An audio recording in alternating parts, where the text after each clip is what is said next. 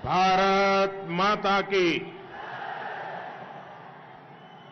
भारत माता की। भारत माता की। देवी सम्मक्का सरलम्मा की। यदाद्री लक्ष्मी नरसिम्हा स्वामी की। अनगरिना वर्गाला विश्वरूप महासभा की వచ్చినానా బంధువులకున శుభాకాంక్షలు।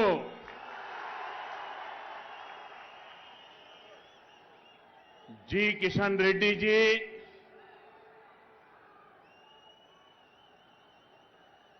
मेरा छोटा भाई मंदा कृष्ण मादिगा जी,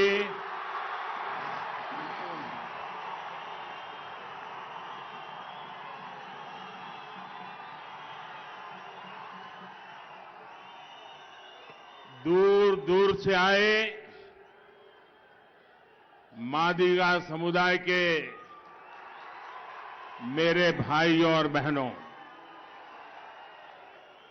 अन्य सभी महानुभाव, देवी और सज्जनों, तेलंगाना के मेहनती और प्रतिभाशाली लोगों के बीच आना हमेशा ही एक सुखद अनुभव होता है और त्योहार के इस माहौल में जब हम अपने परिवार के बीच होते हैं तो खुशी दोगुनी हो जाती है। मैं तेलंगाना के दलित समुदाय का, तेलंगाना के मादिगा समुदाय का इस विशेष आयोजन में अभिनंदन करता हूं। मैं मेरे छोटे भाई कृष्णा का आभारी हूं। मैं आप सबका भी आभारी हूं क्योंकि आपने मुझे इतनी आत्मीयता से इस कार्यक्रम में आने का निमंत्रण दिया। సోదర సోదరీమణులారా, సుదూర ప్రాంతాల నుంచి వచ్చినటువంటి నా మాదిగ వర్గాల సోదర సోదరీమణులు, ఇతర మహానుభావులు, తెలంగాణ శ్రమజీవులు, ప్రతిభావంతులు మీ అందరి మధ్యలోకి రావడము చాలా సంతోషంగా ఉన్నది। మరి ముఖ్యంగా ఈ పండుగ వాతావరణంలో సహజంగా నా కుటుంబ సభ్యులతో గడుపుతా ఉంటే నాకు పట్టలేని ఆనందంగా ఉన్నది। అందుకనే నేను చాలా రెట్టింపు సంతోషంగా ఉన్నాను। ఈరోజు నేను తెలంగాణ దళిత వర్గాలకు మరియు తెలంగాణ మాదిక సామాజిక వర్గానికి ఇంత పెద్ద విశాలమైనటువంటి సభ ఏర్పాటు చేసినందుకు నా తమ్ముడు కృష్ణ మాదిగకు ప్రత్యేక ధన్యవాదాలు। మీరు ఎంతో ప్రేమతో ఈ సభలో నన్ను ఆహ్వానించినందుకు మీ అందరికీ కూడా ధన్యవాదాలు। నా కుటుంబ సభ్యులారా, आजादी के बाद आपने देश में बहुत सी सरकारें देखी है। हमारी सरकार ऐसी है जिसकी सर्वोच्च प्राथमिकता गरीब कल्याण है, वंचितों को वरीयता देना है।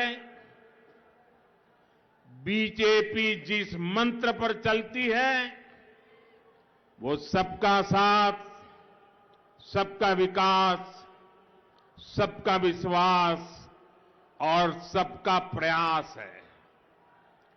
हम सोशल जस्टिस, सामाजिक न्याय सुनिश्चित कराने के लिए प्रतिबद्ध है।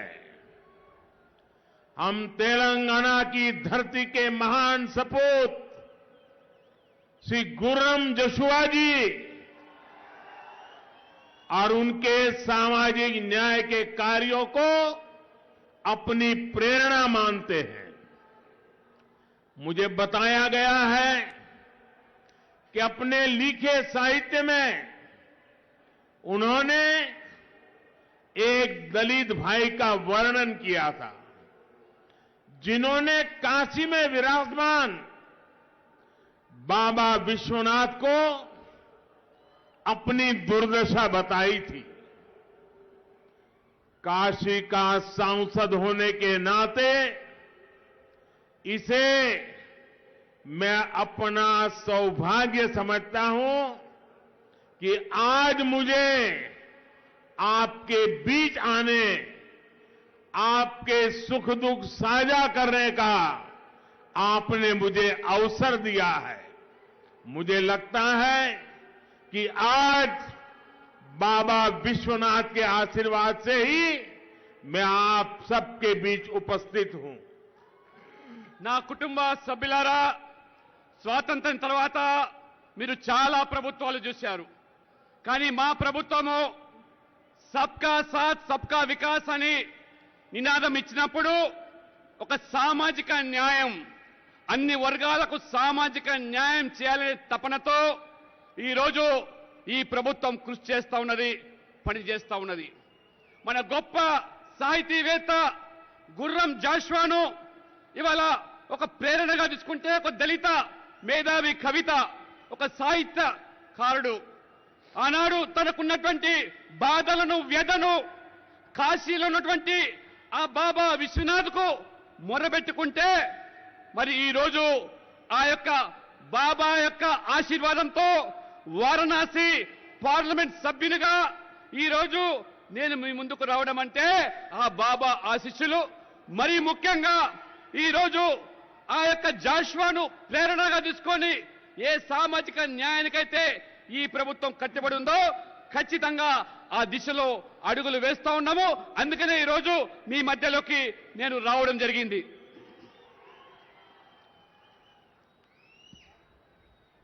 నా కుటుంబ సభ్యులారా, मैं आज इस अवसर पर मादिगा समुदाय के अधिकारों की लड़ाई लड़ने वाले टीएन सदा लक्ष्मी जी और टीवी नारायण जी को श्रद्धापूर्वक याद कर रहा हूं। इन महान व्यक्तित्वों ने मादिगा समुदाय के हितों के लिए अपना जीवन खपाया है। मैं उन्हें नमन करता हूं। और मेरा छोटा भाई कृष्णा 30 साल से वन लाइफ वन मिशन आपके हकों के लिए लड़ाई लड़ रहा है। कृष्णा, आपको बहुत साथी मिले हैं लड़ने के लिए। आज एक साथी और जोड़ दो।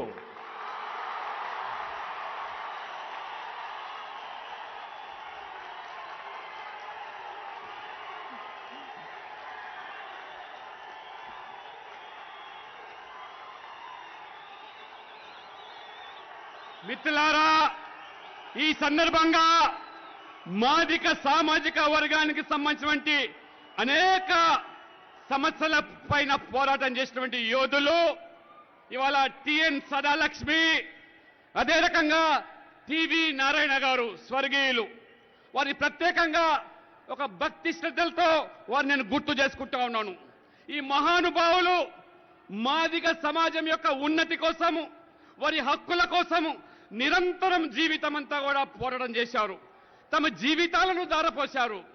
అదేవిధంగా నా సోదరుడు కృష్ణ మాదిగ 30 సంవత్సరాలుగా ఒకే లక్ష్యం, వన్ లైఫ్ వన్ మిషన్ అనేటువంటి ఒక ఉద్యమ కెరటంగా ఎదిగి మీ అందరి యొక్క సహకారంతో ఏ రకంగా ఉద్యమానికి ఊపిరి పోషించో మీరు ఈ రోజు మీ ఉద్యమంలో నన్ను కూడా భాగస్వామ్యం చేసుకొని నీకు నేను తోడుగా ఈ సందర్భంగా ఉంటానని చెప్పి కూడా నీకు నేను భరోసా ఇస్తా ఉన్నాను ఇవాళ.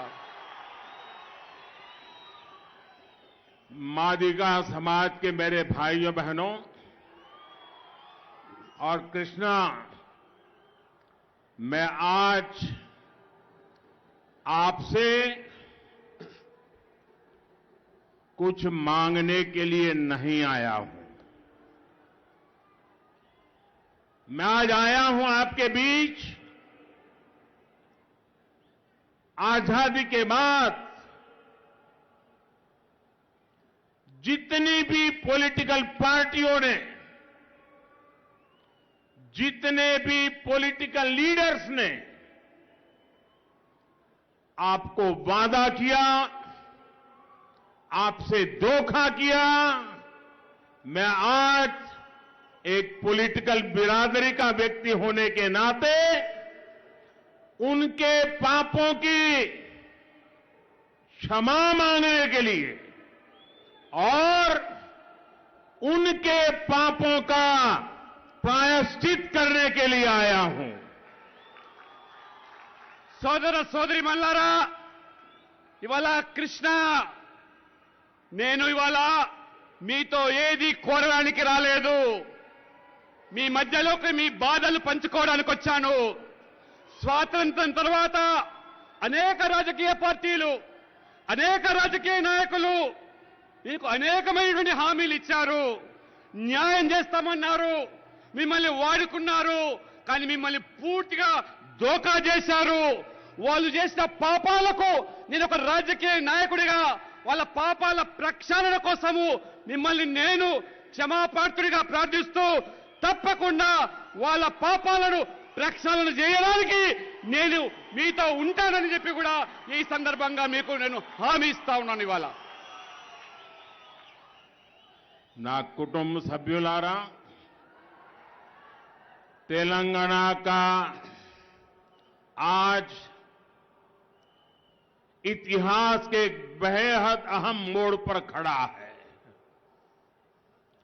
दशकों से आंदोलन के बाद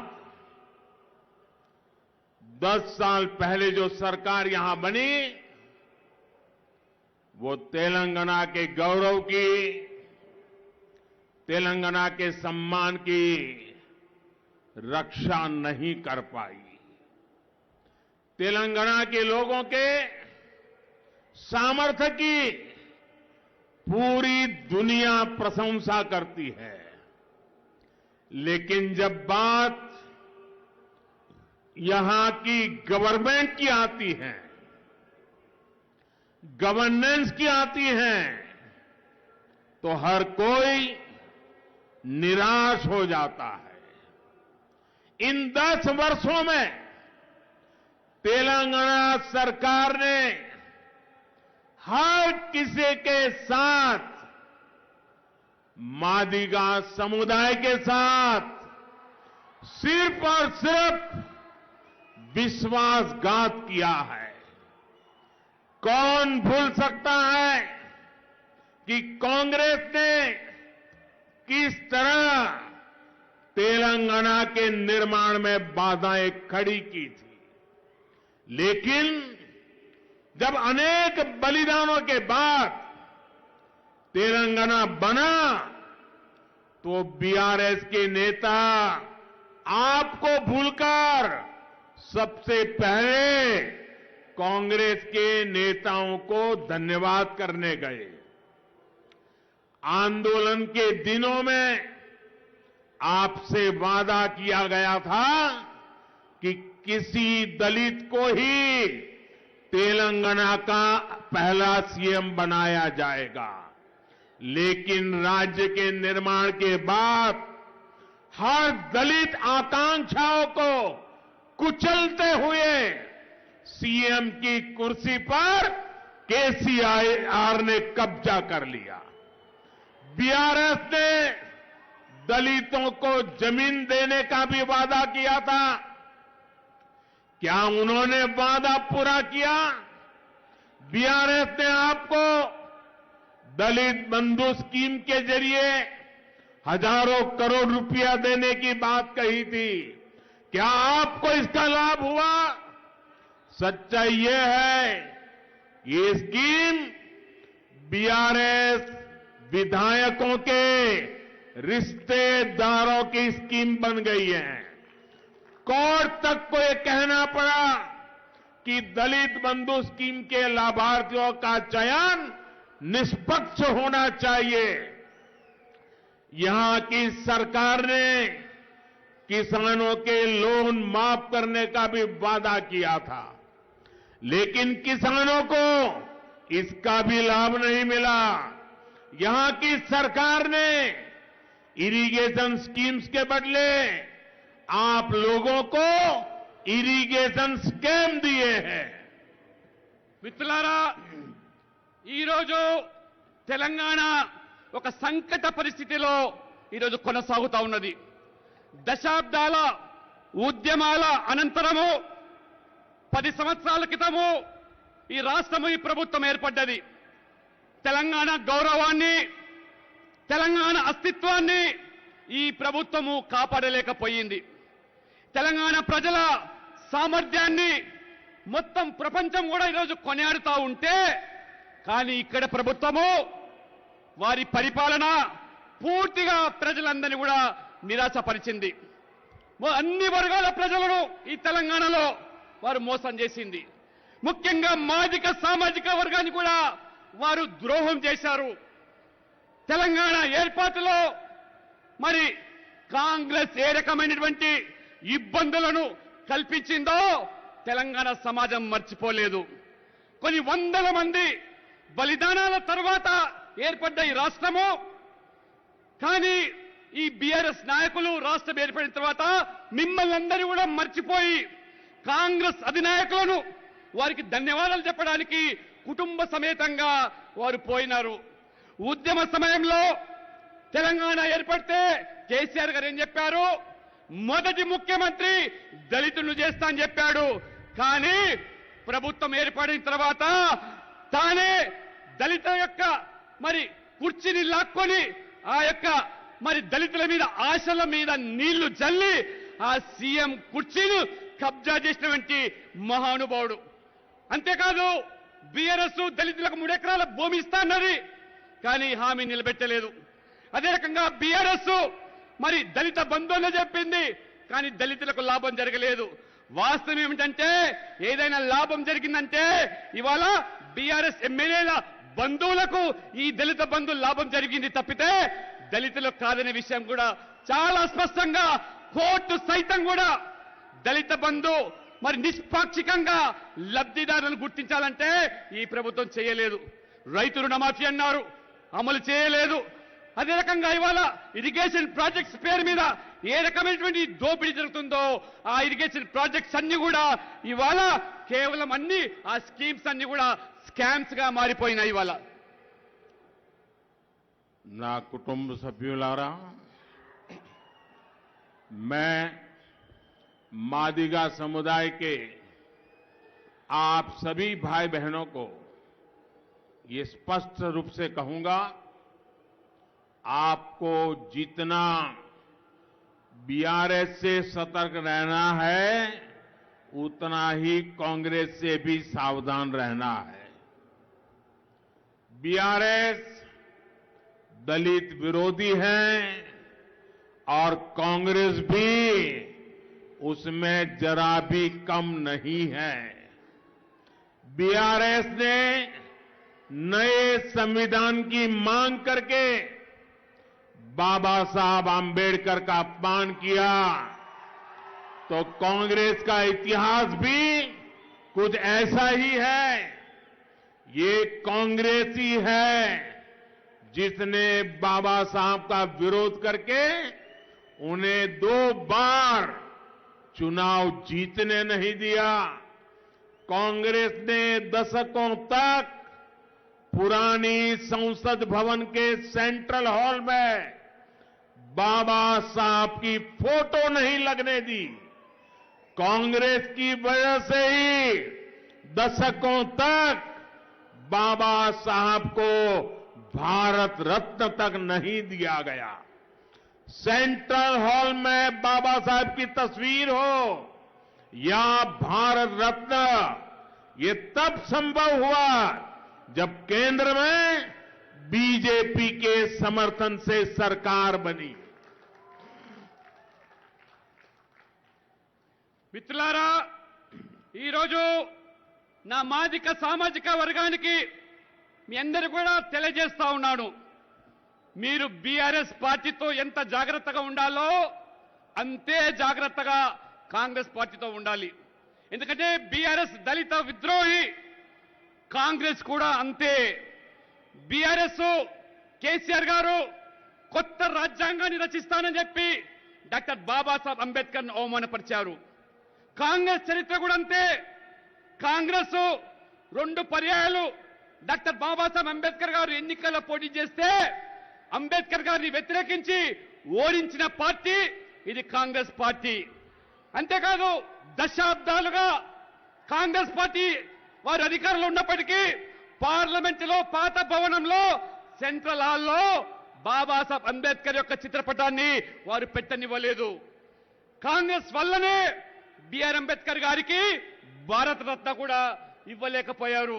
కానీ భారతీయ జనతా పార్టీ హయాంలోనే పార్లమెంట్ సెంట్రల్ హాల్లో బిఆర్ అంబేద్కర్ ఫోటో మరియు భారత రత్న మరి ఇవ్వడం జరిగింది.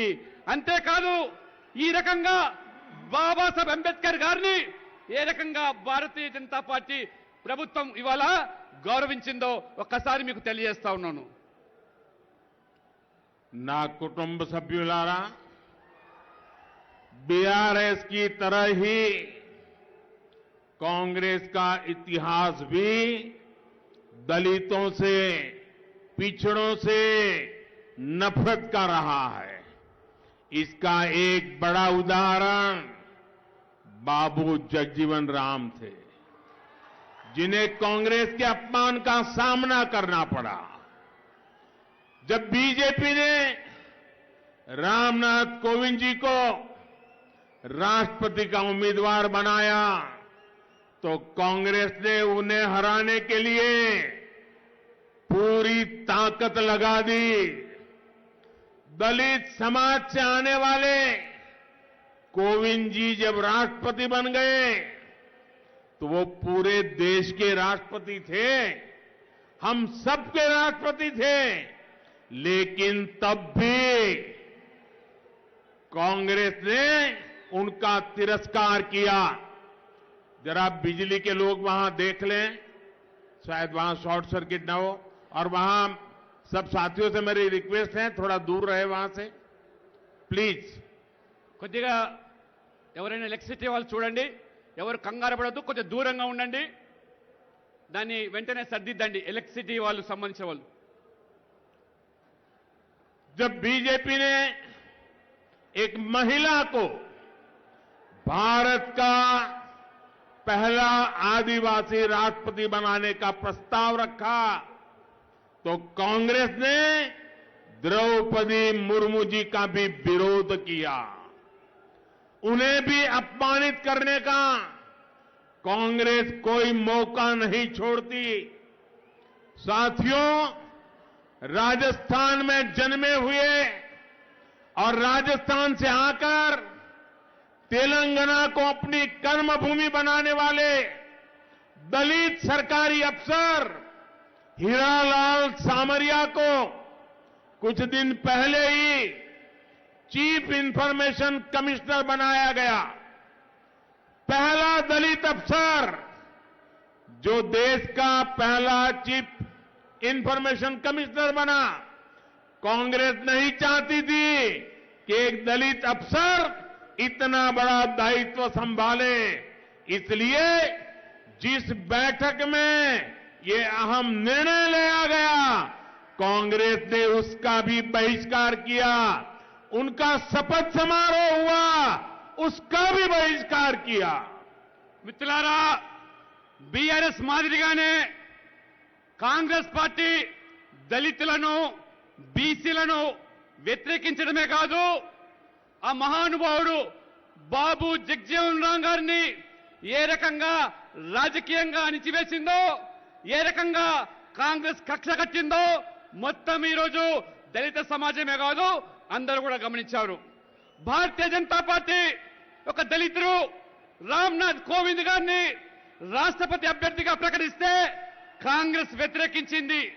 చివరికి రామ్నాథ్ కోవింద్ రాష్ట్రపతిగా బాధ్యతలు చేపట్టిన తర్వాత వారిని రాష్ట్రపతిగా గౌరవించకపోవడము, గుర్తించకపోవడము దళిత సమాజాన్ని అవమానపరిచినటువంటి కాంగ్రెస్ పార్టీ. అంతేకాదు బీజేపీ ఒక ఆదివాసీ మహిళను మొదటి రాష్ట్రపతి చేస్తే కాంగ్రెస్ వ్యతిరేకించింది. కాంగ్రెస్ ఓడించేటువంటి ప్రయత్నాలు చేసింది. వారిని కూడా ఈరోజు రాష్ట్రపతిగా గౌరవించకుండా అవమానపరుస్తా ఉన్నది. మిత్రులారా, రాజస్థాన్లో పుట్టినటువంటి ఒక తెలంగాణను కర్మభూమిగా భావించినటువంటి ఒక దళిత ఆఫీసర్ అయినటువంటి హీరాలాల్ సమరేను ఒక కొద్ది రోజుల క్రితమే చీఫ్ ఇన్ఫర్మేషన్ కమిషనర్ గా అత్యంత ఉన్నత పదవిని ఒక దళిత ఆఫీసర్ కు, మొదటి దళిత ఆఫీసర్ కు కట్టబెట్టే ప్రయత్నం బీజేపీ ప్రభుత్వం చేస్తే కాంగ్రెస్ ఇష్టపడలేదు. ఇష్టపడకపోవడమే కాకుండా ఆ సమావేశాన్ని బహిష్కరించింది. చివరికి వారు ప్రమాణ స్వీకారాన్ని కూడా కాంగ్రెస్ పార్టీ బహిష్కరించిందంటే దళితుల పట్ల ఈ కాంగ్రెస్ యొక్క వ్యవహారం ఏ విధంగా ఉందో ఒక్కసారి మీరు ఆలోచన చేయండి. ना कुटुंब सभ्युलारा, कांग्रेस ने इन दिनों जिस इंडी अलायंस का छाता खोल रखा है उसमें बिहार के मुख्यमंत्री जो आजकल जातिवाद राजनीति का झंडा लेकर घूमते हैं, मुझे याद है उन्होंने मेरे करीबी दोस्त और दलित नेता रामविलास पासवान जी का लगातार अपमान किया था। यहां तक कि जब रामविलास पासवान जी को राज्यसभा सीट की बात आई थी तो वो भी समर्थन देने में आनाकानी कर रहे थे। मैंने रामविलास पासवान जी के बेटे चिराग पासवान में इस दुख को हमेशा महसूस किया है। अभी हमने 2 दिन पहले ही देखा है कि बिहार के उन्हीं सीएम ने विधानसभा में सदन के फ्लोर पर एक और दलित नेता का, वहां के पूर्व मुख्यमंत्री, पूर्व सीएम का अपमान किया है।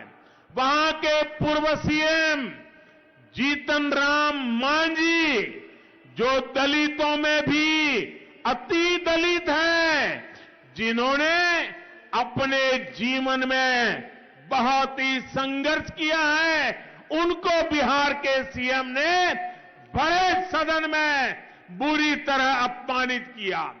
बहुत ही निर्लज्जता के साथ जीतन बाबू को ये जताने की कोशिश की गई कि वो सीएम पद के योग्य नहीं थे। ये अहंकार की भावना, दलितों का अपमान करने की भावना कांग्रेस और उसके सहयोगियों की पहचान है। నా కుటుంబ సభ్యులారా, కాంగ్రెస్ పార్టీ రోజుల్లో ఈ మధ్యలో ఇండి అలయన్స్ అనే ఒక కూటమిని ఏర్పాటు చేశారు. ఆ కూటమిలో ఇవాళ నితీష్ భాగస్వామి బీహార్ ముఖ్యమంత్రిగా ఏ కులతత్వ రాజకీయాలు నడుపుతున్నాడో వారు ఈ మధ్యలో నా మిత్రుడు, మరి ముఖ్యంగా రామ్ విలాస్ పాస్వాన్ ఏదైతే ఉన్నారో ఒక దళిత నాయకుడు, అనేక పర్యాయాలు వారిని అవమానించడమే కాకుండా వారికి రాజ్యసభ సీటు ఇచ్చే పరిస్థితిలో మేము పాస్వాన్ గారిని సమర్థిస్తే ఇదే నితీష్ కుమార్ గారు వారిని పూర్తిగా వ్యతిరేకించారు. నేను ఈ మధ్యలో వారి కొడుకు చిరాగ్ పాస్వాన్ బాధను గమనించాను. ఏ రకంగా వారు బాధపడ్డారో తన తండ్రిని రాజ్యసభ సభ్యునిగా కాకుండా చేసినటువంటి బీహార్ ముఖ్యమంత్రి నితీష్ కుమార్ గారు. అంతేకాదు ఈ 2 రోజుల క్రితమే బీహార్ అసెంబ్లీలో మరి ముఖ్యమంత్రి నితీష్ కుమార్ గారు ఒక దళిత నాయకుడిని ఏ రకంగా అవమానించారో మొత్తం సమాజం గమనించింది. జితిన్ రామ్ మాంఝీ అనేటువంటి దళిత నాయకుడు దళితుల్లో కూడా అత్యంత వెనుకబడ్డ సమాజానికి సంబంధించినటువంటి ఈ యొక్క జితిన్ బాబు మరి ఆ యొక్క అసెంబ్లీలో నితీష్ కుమార్ గారు నిస్సిగ్గుగా వారి మీద ఏ రకమైనటువంటి అవమానం చేయడమే కాకుండా వారు గతంలో ముఖ్యమంత్రిగా పనిచేశారు ఈ జితిన్ బాబు గారు. కాను వారు ముఖ్యమంత్రికి అర్హులు కాదని చెప్పి ఏక అహంకార పూరితంగా వారిని అవమానపరిచారో ఇది వారికి అలవాటు. ఇవాళ నితీష్ కుమార్కే కాదు, కాంగ్రెస్ పార్టీ వారి విపక్షాల్లో ఉన్నటువంటి కూటమి సభ్యులందరూ కూడా దళితులంటే చిన్న చూపు, వారికి దళితులంటే ఇంత వారి పట్ల ఈ యొక్క చులకన భావన అనేది ఈ రోజు స్పష్టంగా మనమందరం గమనిస్తా ఉన్నాము.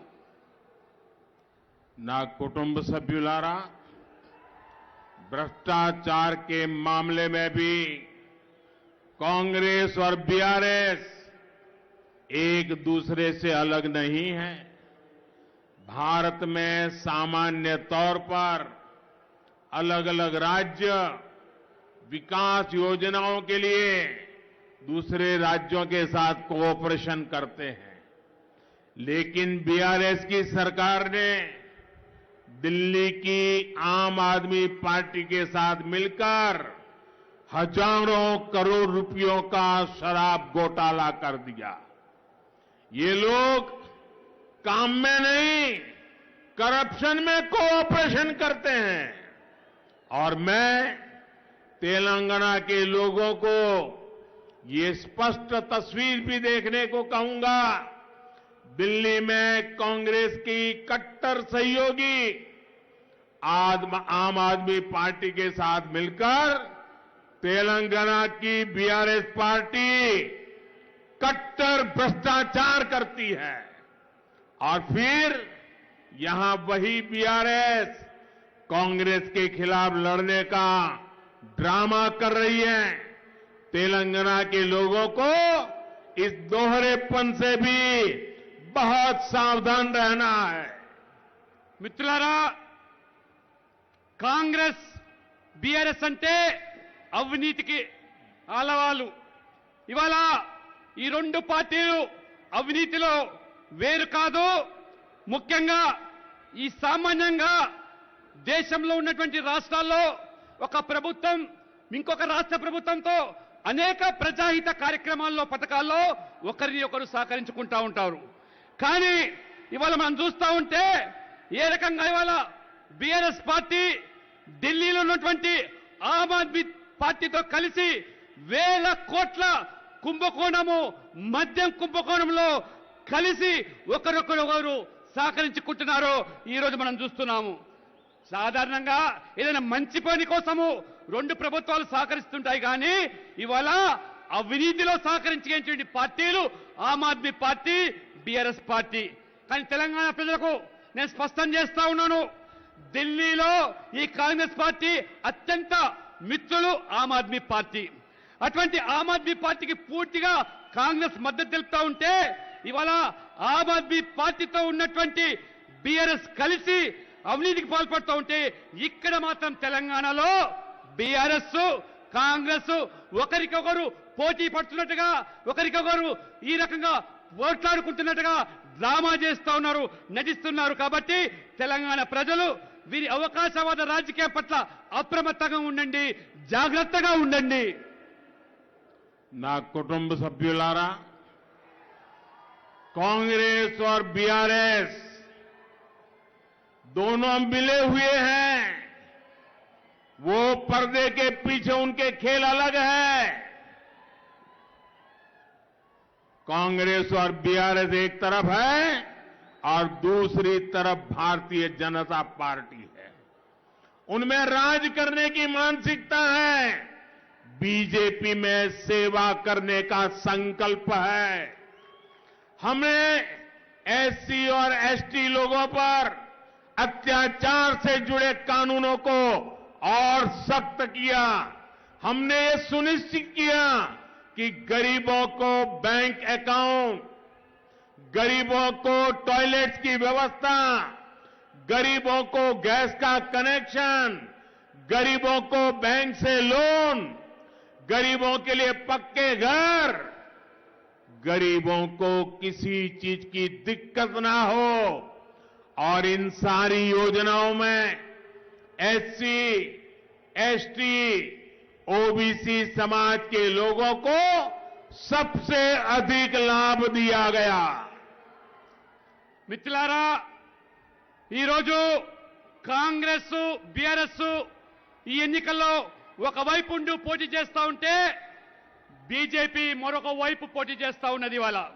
ఇవాళ కాంగ్రెస్ బీఆర్ఎస్ రెండు పార్టీలు అధికారాన్ని అనుభవించడానికి ఈ ఎన్నికల్లో పోటీ చేస్తా ఉన్నారు. భారతీయ జనతా పార్టీ మాత్రము సేవా భావనతోని సేవ కోసమే ఎన్నికల్లో పోటీ చేస్తా ఉన్నాము. ఇవాళ మేము ఎస్సీ ఎస్టీ ఏదైతే అట్రాసిటీస్ యాక్ట్ ఉన్నదో ఈ యొక్క చట్టాన్ని పకడ్బందీగా చేసి మరి ఏ రకంగా ఆ యొక్క ఎవరైతే కారకులు ఉన్నారో కఠినమైనటువంటి శిక్షలు అనుభవించే విధంగా చట్టాన్ని మార్చి ఇవాళ ఎస్సీ ఎస్టీల పక్షాన్ని నిలబడ్డాము. అంతేకాదు ఇవాళ మేము పేద వర్గాల కోసం వాళ్ళ బ్యాంక్ ఖాతాలు తెరిపించాము, వారికి టాయిలెట్స్ కట్టించాము, గ్యాస్ సిలిండర్స్ వాళ్ళకు అందించాము, బ్యాంక్ లోన్లు ఇప్పించాము. అవన్నీ కూడా ఇవాళ వాళ్లకు బ్యాంక్ ద్వారా అందుబాటులో తెచ్చామంటే ఈ పథకాల్లో అత్యధిక సంఖ్యలో ఎస్సీ ఎస్టీ ఓబీసీ వర్గాలు మాత్రమే అత్యధిక లబ్ధిదారులు. అంతేకాకుండా అనేక పథకాల్లో కూడా ఈరోజు పారదర్శకత వ్యవహరిస్తున్నది మా ప్రభుత్వము. నా కుటుంబ సభ్యులారా, आज स्टैंड अप इंडिया जैसी स्कीम्स एससी एसटी को करोड़ों रुपयों का लोन देकर एंटरप्रेन्योर बना रही है. मुद्रा लोन का सबसे अधिक लाभ एससी, एसटी और ओबीसी समुदाय के मेरे भाई और बहनों को ही हुआ है. पीएम आवास योजना के तहत करोड़ों घर अनुसूचित जाति और अनुसूचित जनजाति के वो आवंटित किए गए हैं. पिछले 9 वर्षों में तेलंगाना में ही 13 लाख से ज्यादा एससी छात्रों को करीब 1000 करोड़ रुपए की स्कॉलरशिप दी गई है. మిత్రులారా, ఈరోజు మా ప్రభుత్వము స్టాండప్ ఇండియా అనేటువంటి ఒక పథకాన్ని ప్రవేశపెట్టి ఎస్సీ ఎస్టీలను గొప్ప పారిశ్రామికవేత్తలుగా తయారు చేయడానికి ఎటువంటి నిర్దేశాలు ఆదేశించి వారిని ఈరోజు గొప్ప పారిశ్రామికవేత్తలుగా తయారు చేస్తున్నామో అదేవిధంగా ముద్రా లోన్స్ పేరు మీద కూడా ఎక్కువగా లబ్ధి పొందే దాంట్లో ఎస్సీ ఎస్టీ ఓబీసీతో పాటు మన మహిళలు కూడా ఎక్కువగా ఉండడమే కాకుండా ప్రధానమంత్రి ఆవాస్ యోజన పేరు మీద పేదలకు పక్కా ఇల్లు 4 కోట్ల మందికి నిర్వహిస్తే ఈరోజు అత్యధిక సంఖ్యలో ఇవాళ ఎస్సీ ఎస్టీలే లబ్ధి పొందుతా ఉన్నారు.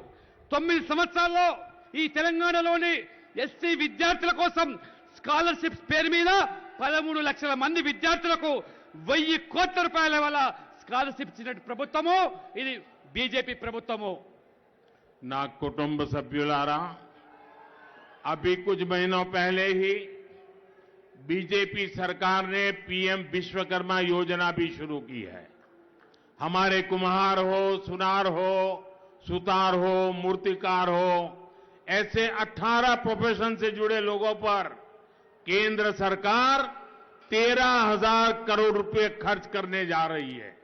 चाहे राज्य में हो या राष्ट्र के स्तर पर बीजेपी निरंतर वंचितों के विकास पर काम कर रही है. మిత్రులారా, కొద్ది రోజుల క్రితమే పీఎం విశ్వకర్మ అనేటువంటి ఒక గొప్ప పథకాన్ని 13,000 కోట్ల బడ్జెట్తో 18 రకాల చేతి వృత్తుల మీద ఆధారపడేటువంటి కమ్మరి, కుమ్మరి, వడ్రంగి, చాకలి, మంగలి లాంటి వృత్తిదారులకు చెప్పులు కుట్టుకునేటువంటి వాళ్లకు సైతం కూడా ఈ రోజు ఒక చక్కటి పథకాన్ని ఇవాళ ప్రవేశపెడితే ఏ రకంగా ఆ వర్గాలకు ఇవాళ మరి ఉన్నత శ్రేణికి తీసుకురావడానికి ప్రయత్నం చేస్తా ఉన్నాం. దేశంలోనే కాదు అన్ని రాష్ట్రాల్లో కూడా మా ప్రభుత్వము విస్మరింపబడ్డ వర్గాలకు, నిర్లక్ష్యం చేయబడ్డ వర్గాలకు న్యాయం చేకూర్చడానికే ఈ పథకాలను మేము ప్రవేశపెడతా ఉన్నాము.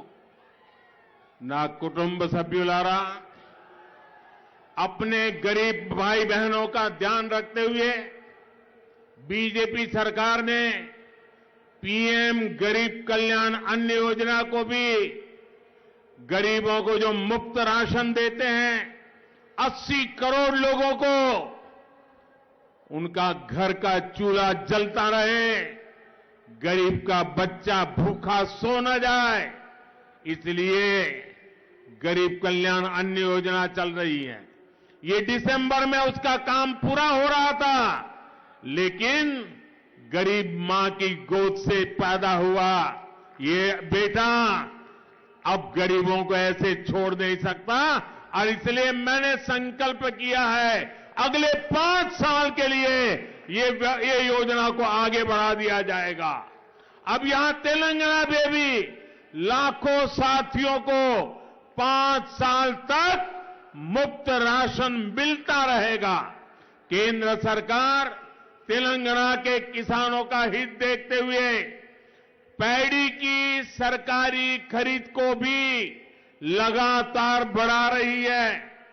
बीते वर्षों में यहां पैडी की 1,30,000 करोड़ रुपए से ज्यादा की खरीद हुई है। केंद्र सरकार किसानों से बॉइल्ड राइस भी लेती है। अब हमारी सरकार ने ये निश्चय किया है इस खरीफ सीजन में तेलंगाना के किसानों से 20 lakh metric ton boiled rice अतिरिक्त खरीदा जाएगा। इससे एमएसपी का और ज्यादा लाभ हमारे किसानों को मिलेगा। मेरा यहां की राज्य सरकार को भी कहना है कि इस काम में ढिलाई न बरतें। ये किसानों के हक का काम है, उनके फायदे का निर्णय है, और इसमें चुनाव की कोई आचार संहिता बीच में नहीं आनी चाहिए। మిత్రులారా, ఈరోజు పేదలు ఎవరు కూడా ఆకలితో పస్తులుండకూడదని ప్రధానమంత్రి గరీబ్ కళ్యాణ్ అన్న యోజన ఏదైతే కరోనా కష్టకాలం నుంచి ప్రవేశపెట్టానో, మరి ఈరోజు నేను ఒక పేద కుటుంబంలో పుట్టిన వ్యక్తిగా, పేదరికం అనుభవించిన వ్యక్తిగా, పస్తులంటే తెలిసిన వ్యక్తిగా ఈ దేశంలో ఏ పేదవాడు కూడా పస్తులు ఉండకూడదని చెప్పి ఈ డిసెంబర్తో ముగిసే ఈ పథకాన్ని వచ్చే మళ్ళీ 5 సంవత్సరాల వరకు ఆ పథకాన్ని పెంచి ప్రతి పేదవాడి కడుపు నింపడానికి 5 కిలోల బియ్యం పథకాన్ని ఇవాళ తెలంగాణలో కూడా కొన్ని లక్షల మందికి ఇవాళ ఆ పథకాన్ని కొనసాగిస్తా ఉన్నాను. అంతేకాదు తెలంగాణలో రైతులను ఆదుకోవడానికి వరి ధాన్యాన్ని కేంద్రం కొనుగోలు ధరను పెంచుకుంటూ పోతా ఉన్నది. ఆ రకంగా రైతులకు మేలు చేస్తా ఉన్నది. ఈ రోజు 1,30,000 కోట్ల రూపాయలు ఇవాళ కొనుగోలు చేసి కేంద్ర ప్రభుత్వం ఏ రకంగా రైతులను ఆదుకున్నదో, అదేవిధంగా ఈ ఖరీఫ్ సీజన్ లో కూడా తెలంగాణ రైతులకు 20 లక్షల మెట్రిక్ టన్నుల బాయిల్డ్ రైస్ కూడా కొనుగోలు చేస్తామని చెప్పి కూడా నేను హామీ ఇస్తా ఉన్నాను. దీనివల్ల ఎంఎస్పీ ఇవాళ కనీసమైనటువంటి మద్దతు ధర ద్వారా రైతులకు లాభం చేకూరుతుంది, మేలు జరుగుతుంది.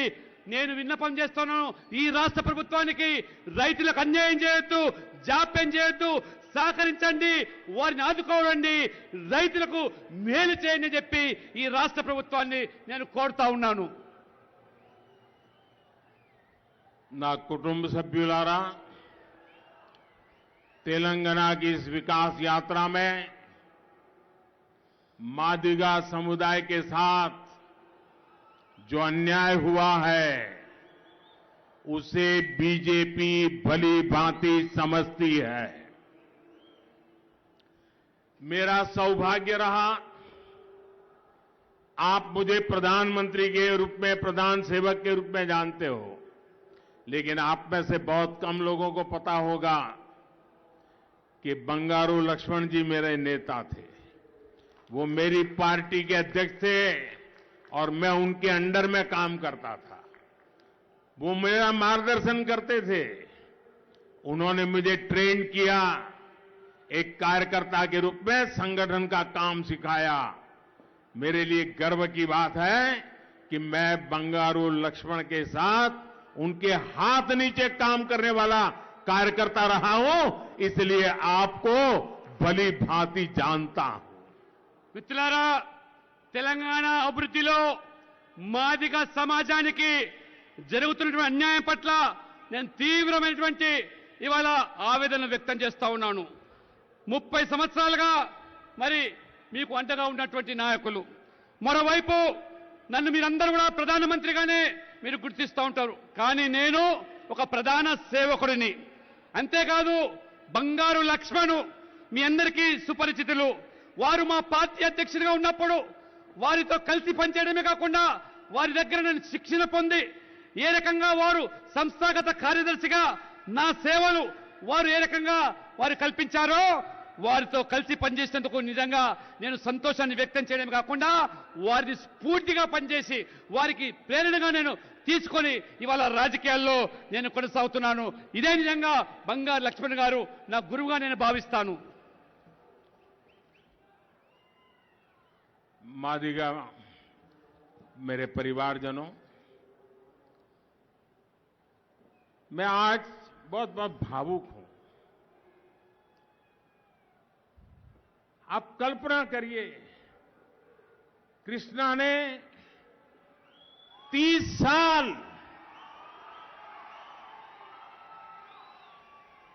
अपनी जवानी पूरी खपा दी। इतना बड़ा आंदोलन अविरत रूप से चलाया। कृष्णा मेरा छोटा भाई है।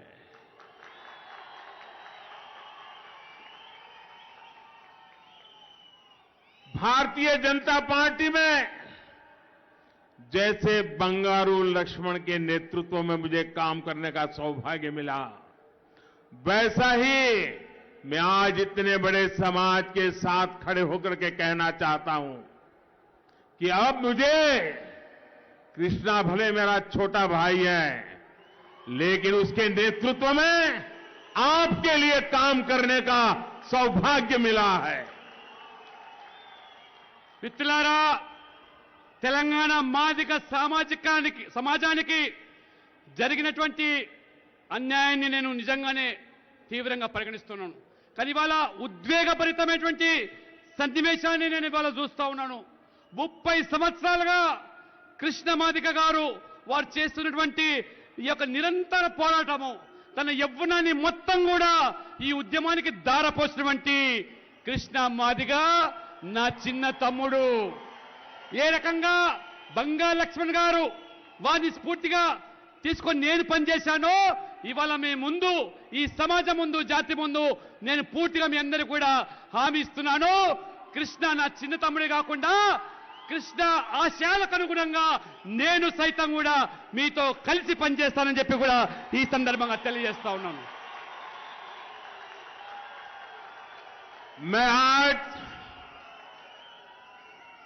कृष्णा के माता पिता को भी आदर पूर्वक, श्रद्धा पूर्वक प्रणाम करता हूं, जिन्होंने ऐसे बेटे को जन्म दिया जो समाज के हित के लिए 30 साल तक जूझता रहा, लड़ता रहा, हर किसी के पास पहुंचने रहा।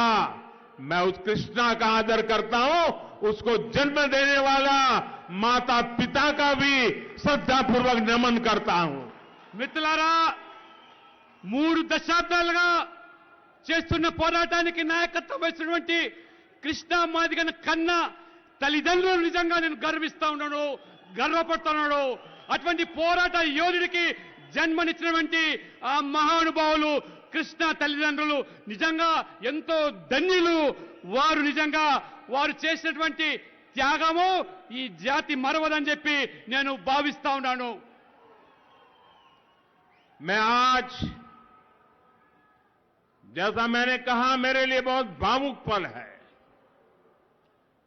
मैं आज मादिगा समाज के हर व्यक्ति को बहुत आदर के साथ प्रणाम करता हूं, जिन्होंने 30 साल तक अपने न्याय के लिए लड़ाई लड़ी और पूरी तरह अहिंसक लड़ाई लड़ी, इतना बड़ा आंदोलन, इतना लंबा समय पूरी तरह अहिंसा, आपने जग्गू बाबू को भी पचाया, आपने बाबा साहब आंबेडकर को भी पचाया, आपने बंगारू लक्ष्मण को भी पचाया। और इसलिए मैं विशेष रूप से आप सबके इस आंदोलन की पवित्रता के लिए श्रद्धापूर्वक नमन करता हूं। మిత్రులారా, నేను చెప్పినట్టుగానే నేను నిజంగా ఈరోజు చాలా ఉద్వేగభరితంగా ఇవాళ ఉన్నాను. ఎందుకంటే 30 సంవత్సరాల నిరంతరమైనటువంటి పోరాటానికి ఈ మాదిగ జాతి ప్రతి బిడ్డ ప్రతి వ్యక్తి ఏ రకంగా పోరాటం చేశారో, కృష్ణ మాదిగను స్ఫూర్తిగా తీసుకొని హింసకు తావు లేకుండా శాంతియుతంగా ఉద్యమాన్ని కొనసాగించి బాబు జగజ్జీవన్ రామ్, డాక్టర్ బాబాసాహెబ్ అంబేద్కర్ ఇలాంటి మహానుభావులు, బంగారు లక్ష్మణ్ సైతం కూడా మీరందరూ కూడా ప్రేరణగా తీసుకొని మీకు జరుగుతున్నటువంటి అన్యాయాన్ని ఏ రకంగా సభ్య సమాజానికి చాటి చెప్పారో, నేను సైతం కూడా ఖచ్చితంగా మీ యొక్క ఉద్యమాన్ని ఇవాళ గుర్తించాను, గౌరవిస్తా ఉన్నాను. ఇవాళ साथ खड़ी रही है. हम जल्द से जल्द इस अन्याय का अंत करने के लिए प्रतिबद्ध है. मैं जानता हूं कि यहां पर ऐसे कई लोग हैं जिन्होंने अपने अधिकारों के लिए लंबे समय तक संघर्ष किया है. ये हमारा वादा है कि हम जल्द ही एक कमेटी का गठन करेंगे जो आपके सशक्तिकरण के हर रास्ते को अपनाएगी. हम और आप ये भी जानते हैं कि एक बड़ी न्यायिक प्रक्रिया सुप्रीम कोर्ट में भी चल रही है. आपकी इस लड़ाई को हम न्याय की लड़ाई मानते हैं. बाबा साहब आंबेडकर ने हमें जो संविधान दिया है, उस संविधान ने न्याय की जिम्मेवारी मुझ पर दी है. हम उस न्याय को सुनिश्चित करा करके ही रहेंगे. अदालत में भी आपको न्याय मिले, ये भारत सरकार की सर्वोच्च प्राथमिकता है. पूरी मजबूती के साथ भारत सरकार न्याय के पक्ष में आपके साथी बनकर के खड़ी रहेगी. మిత్రులారా, మీకు జరుగుతున్నటువంటి అన్యాయానికి త్వరలోనే ముగింపు పలకడానికి మేము కట్టుబడి ఉన్నాము. మీ హక్కుల కోసం చేసే పోరాటాన్ని, మీ బాధను మేము గుర్తించాము. నాకు పూర్తి అవగాహన ఉంది. ఇక్కడ అనేక మంది మీ హక్కుల సాధన కోసం. बेटी आप नीचे आओ. बेटा नीचे आओ. बेटा नीचे आओ. देखिए बेटा, मेरा मां కిందదిగా దయచేసి. बेटा ये तार इसका बिगड़ा हुआ है बेटा. కింద हम దిగాలి आपके అమ్మా. साथ है बेटा. प्लीज కింద దిగాలి దయచేసి. आप नीचे आइए बेटा. ప్లీజ్. बेटा आप नीचे आइए. देखिए बेटा, ये वैसे भी ये तार की स्थिति अच्छी नहीं बेटा. దిగాలమ్మా. प्लीज बेटा नीचे आइए. దయచేసి దిగాలమ్మా. बेटा ये मैं आपकी बात सुनूंगा. बैठिए बेटा. बेटा नीचे आइए प्लीज. విను విను. ये वहां पर शॉर्ट सर्किट है बेटा. नीचे आइए. नहीं बेटा, ये ठीक नहीं है వినాలి. बेटा. ये यहां इससे ऐसा करने से लाभ नहीं होगा. मैं यहां आपके लिए आया हूं. మీకోసం వచ్చాను. Please. దయచేసి ప్లీజ్, మీకోసం నేను ఉన్నాను. आप कृष्णा जी की बात मानिए बेटा. आप कृष्णा जी की बात मानिए. आप कृष्णा जी की बात मानिए बेटा. थैंक यू बेटा. थैंक यू बेटा. Thank you. దయచేసి వినండి, మరొకసారి చెప్తున్నాను వినండి. మీకు జరుగుతున్నటువంటి అన్యాయానికి త్వరలోనే ముగింపు పలకడానికి మేము కట్టుబడి ఉన్నాము. మీ హక్కుల సాధన కోసము, మీ పోరాటం కోసము 30 సంవత్సరాలుగా భారతీయ జనతా పార్టీ ఏ రకంగా మీకు అండగా ఉన్నదో మీతో కలిసి పోరాటంలో భాగస్వామైందో నాకు పూర్తి అవగాహన ఉన్నది. ఇక్కడ అనేక మంది మీ హక్కుల సాధన కోసం చేసిన దీర్ఘకాలిక పోరాటము, ఆ విషయం త్వరలోనే ఒక కమిటీ వేస్తాం. మిమ్మల్ని ఆ కమిటీ ద్వారా మిమ్మల్ని సంఘటిత పరచడానికి ఒక కొత్త మార్గాన్ని ఏర్పరుస్తాం. మీకు మరియు మాకు పూర్తి అవగాహన ఉంది. ఒక పెద్ద న్యాయపరమైనటువంటి ప్రక్రియ ఇవాళ సుప్రీంకోర్టులో కొనసాగుతున్న విషయం మనందరికీ తెలిసిందే. మీ పోరాటాన్ని మేము ఒక న్యాయమైన పరమైనటువంటి పోరాటంగా భావిస్తున్నాము. మీ పోరాటం న్యాయపరమైనది. బాబాసాహెబ్ అంబేద్కర్ రాజ్యాంగాన్ని రచించారు. న్యాయాన్ని కాపాడడానికే ఆ బాధ్యత రాజ్యాంగం మనకిచ్చింది. ఆ న్యాయాన్ని మేము ఖచ్చితంగా మీ మార్గం సుగమం చేస్తాము. న్యాయస్థానంలో మీకు న్యాయం జరగాలన్నదే మా ప్రభుత్వం ప్రాథమిక కర్తవ్యంగా మేము భావిస్తాం. భారత ప్రభుత్వము పూర్తి పకడ్బందీతో, పూర్తి చిత్తశుద్ధితో న్యాయం వైపే నిలబడతాం అని నేను స్పష్టమైనటువంటి హామీ ఇస్తున్నాను. మీకు మనస్ఫూర్తిగా తెలియజేస్తా ఉన్నాను. నా కుటుంబ సభ్యులారా, बीजेपी ही तेलंगाना के लोगों को सामाजिक न्याय की गारंटी दे सकती है।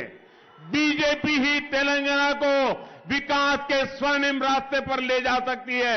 मुझे विश्वास है बीजेपी और आपका सहयोग, आपका साथ तेलंगाना डबल इंजन सरकार के गठन में अहम भूमिका निभाएगा। మిత్రులారా, ఇవాళ భారతీయ జనతా పార్టీ మాత్రమే తెలంగాణలో సామాజిక న్యాయానికి కట్టుబడి ఉన్నది. మీకు మాకు ఉన్నటువంటి అనుబంధాన్ని తెలంగాణలో ఒక బంగారు తెలంగాణ నిర్మాణం చేయడానికి కలిసి పనిచేద్దాం. ఖచ్చితంగా సామాజిక న్యాయానికి నిర్వచనం ఇవాళ భారతీయ జనతా పార్టీ కల్పిస్తుందనేటువంటి విషయాన్ని కూడా నేను స్పష్టంగా మీకు తెలియజేస్తా ఉన్నాను. मेरे भाइयों बहनों, मैं एक महत्वपूर्ण बात आज यहां से बता करके जाना चाहता हूं। अगर मेरी बात आपको अच्छी लगे, सही लगे, तो आप सब अपने मोबाइल फोन निकाल करके उसकी फ्लैश लाइट चालू करके मुझे आशीर्वाद देना।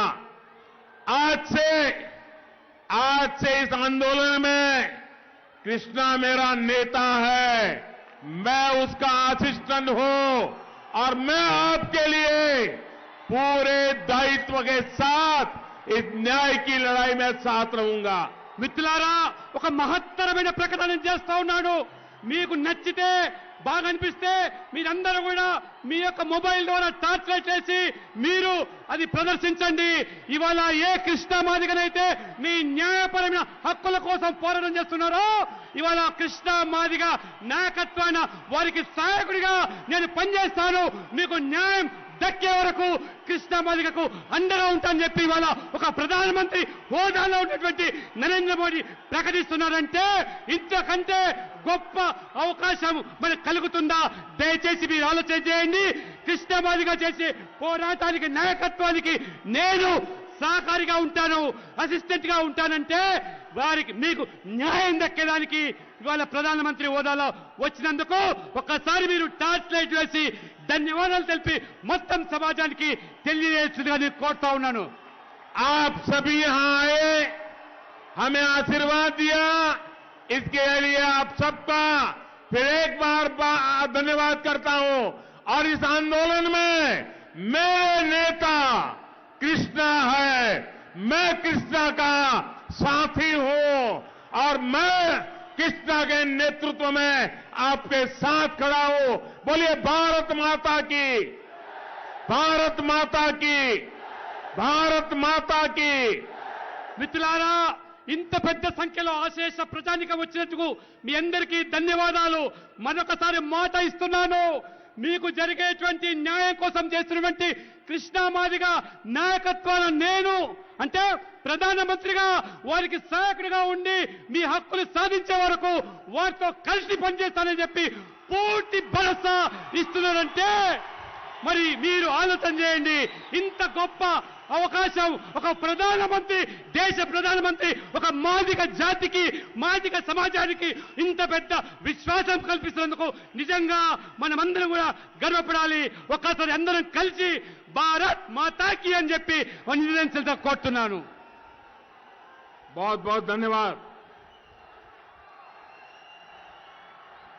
भारत माता की जय, भारत माता